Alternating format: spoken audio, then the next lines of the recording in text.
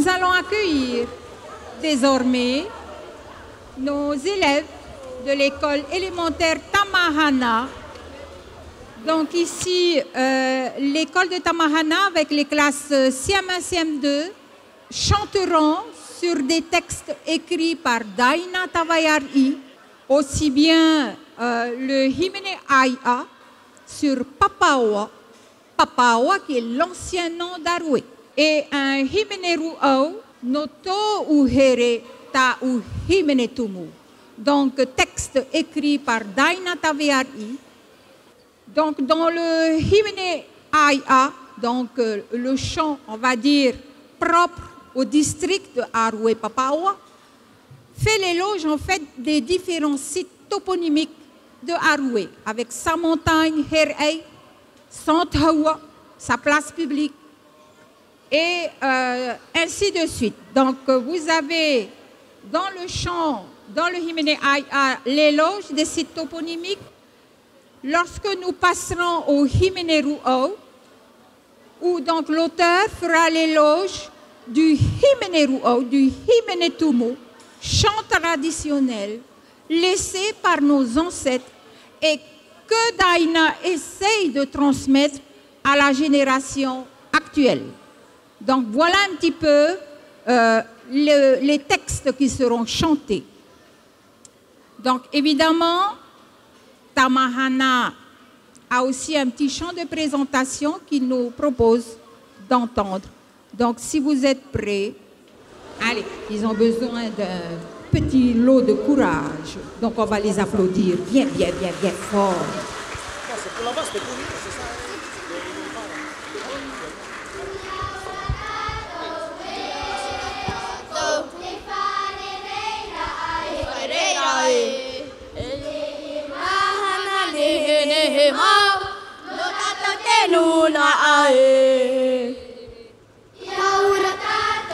Yaura tato e farerera ai mahana ne mau no tato de luna ai awe opate awi opa e himene tumue awe opate awi opa e himene tumue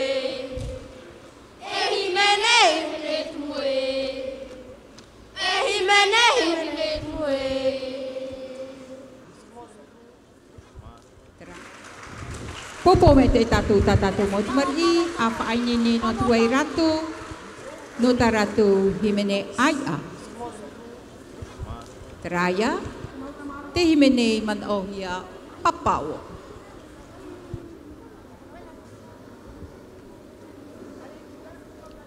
May try hoa yarin tuan en iato ata faan ho may tay hoa tato wat mot mari faan ho may tay.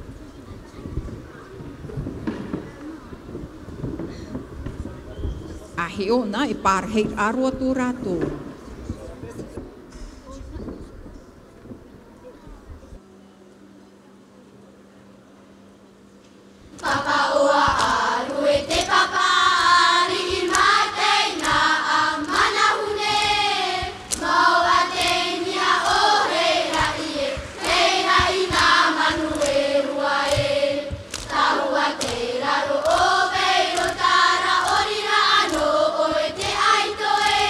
Bye.